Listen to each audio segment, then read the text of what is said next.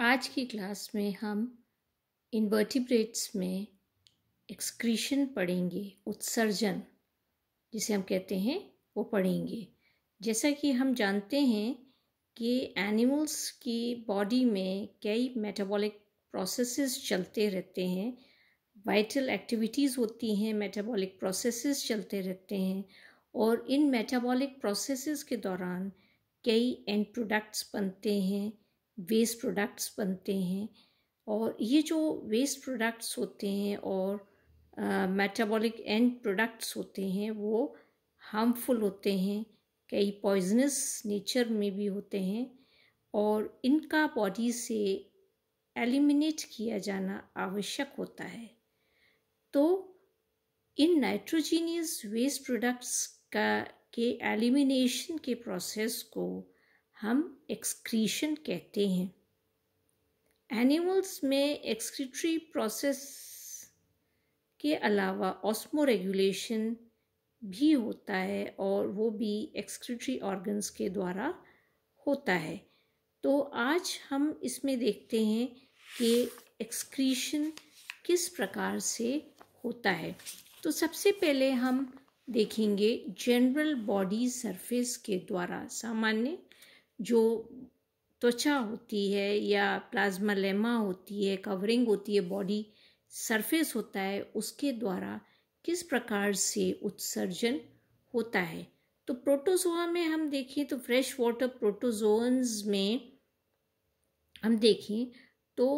जो उसकी प्रोटोप्लाज्म होती है उसमें मिनरल कंटेंट्स अधिक होते हैं या कंसंट्रेशन उसका अधिक होता है,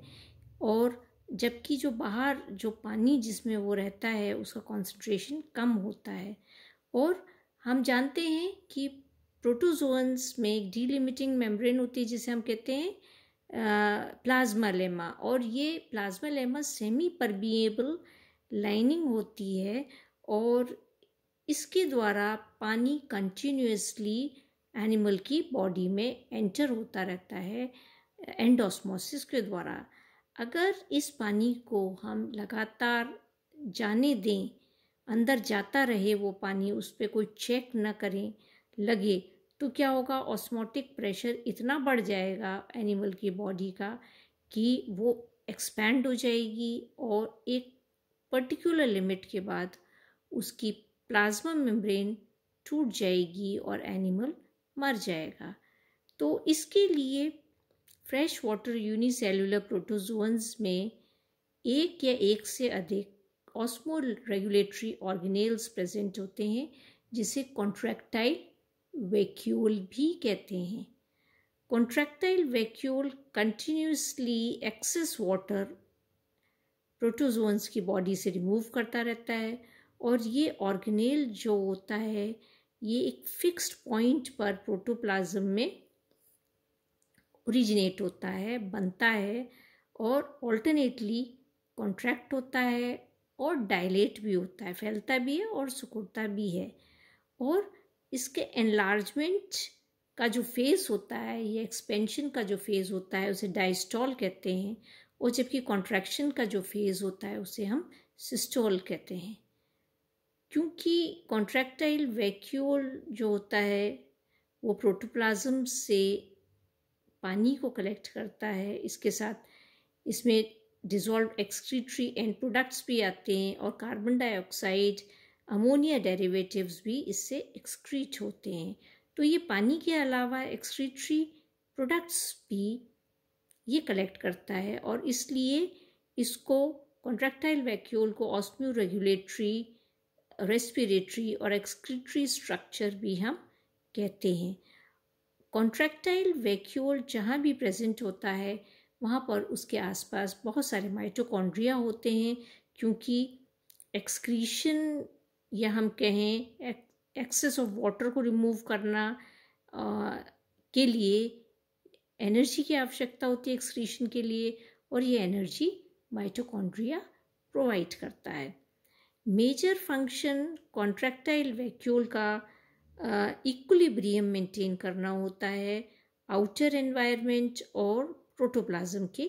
बीच में, परंतु ये एक्सक्रीशन का काम भी करता है और एक्सक्रीशन जैसे अमोनिया गैस वगैरह है, क्योंकि ये वाटर सॉल्युबल होती हैं तो जनरल बॉडी सरफेस से भी डिफ्यूजन के द्वारा ये बाहर निकल जाती हैं, और ऐसे एनिमल्स को हम अमोनोटेलिक एनिमल्स कहते हैं। फ्रेश वाटर प्रोटोजोअन्स जैसे कि हम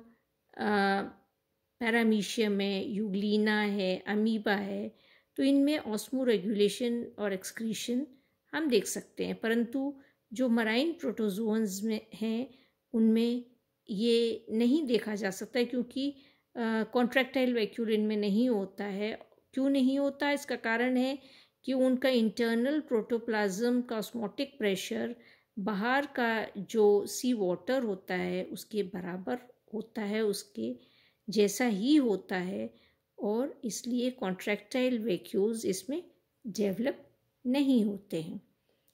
कॉन्ट्रैक्टाइल वैक्यूल की जो वर्किंग है वो किस प्रकार से होती, कैसे बनते हैं, वो हम अमीबा में देखेंगे। तो अमीबा की जो बॉडी होती है उस पर एक सेमी परमिएबल मेम्ब्रेन होती है जिसे हम प्लाज्मा लेमा कहते हैं, और जिससे कंटिन्यूसली बाहर का पानी बॉडी में एंटर होता रहता है ऑस्मोसिस के द्वारा, क्योंकि जो बाहर जो हैबिटेट होती है, ये पानी जो होता है वो हाइपोटोनिक होता है in relation to the protoplasm जो कि हाइपरटोनिक होता है। तो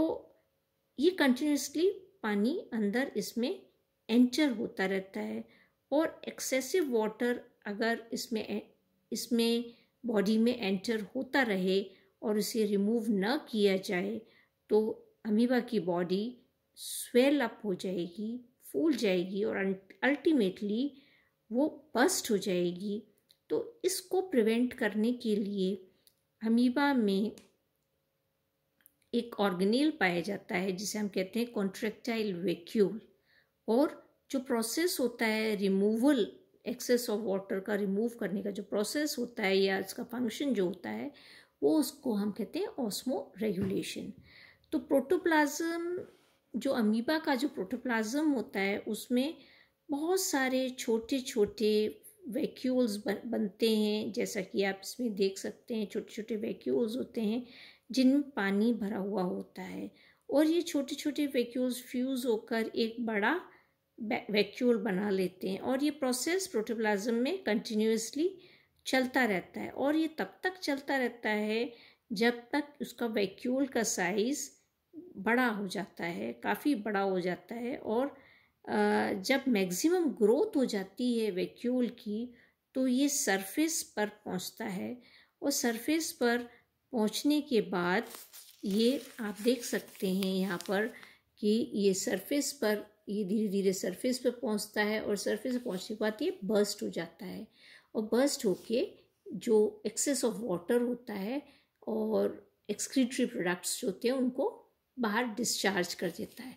तो ये जो जब ग्रोथ होती है कॉन्ट्रैक्टाइल वैक्यूल की उस फेज़ को हम डायस्टोल कहते हैं, और जब ये इसको रिलीज़ कर रहा है, एक्सपेल कर रहा है बाहर, तब हम इस फेज़ को हम डिसअपियर हो रहा है जब ये, तो हम इसको सिस्टोल भी कहते हैं। अब हम देखें कि जो कॉन्ट्रैक्टाइल वैक्यूल है, जैसे कि बहुत सारे प्रोटोजोलॉजिस्ट कहते हैं कि क्योंकि ये पानी के साथ डिज़ोल्व CO2 भी होता है, एक्सक्रीटरी प्रोडक्ट्स भी होते हैं, इनको भी ये रिजेक्ट करता है, तो इसको कहते हैं कि कॉन्ट्रैक्टाइल वैक्यूल ऑस्मो रेगुलेटरी भी है, और इसके अलावा वो एक्सक्रीशन और रेस्पिरेशन का कार्य भी ये करता है। और अमीबा में जो नाइट्रोजीनियस एंड प्रोडक्ट्स होते हैं वो अधिकतर अमोनिया गैस होती है, यूरिया होती है जो कि वाटर सॉल्युबल होती हैं, और जनरल बॉडी सरफेस से प्लाज्मा लेमा से भी रिमूव ये होती हैं, और यहाँ पर इस प्रकार से ये ऑस्मो रेगुलेशन का काम कॉन्ट्रैक्टाइल वैक्यूल करता है। और प्रोटोप्लाज्म में क्योंकि आप देख सकते हैं ये लगातार बनते रहते हैं और टूटते रहते हैं, तो ये कॉन्ट्रैक्टाइल वैक्यूल का बहुत इम्पॉर्टेंट फंक्शन पैरामीशियम में है, अमीबा में है। नेक्स्ट क्लास में हम पैरामीशियम में एक्सक्रीशन पढ़ेंगे।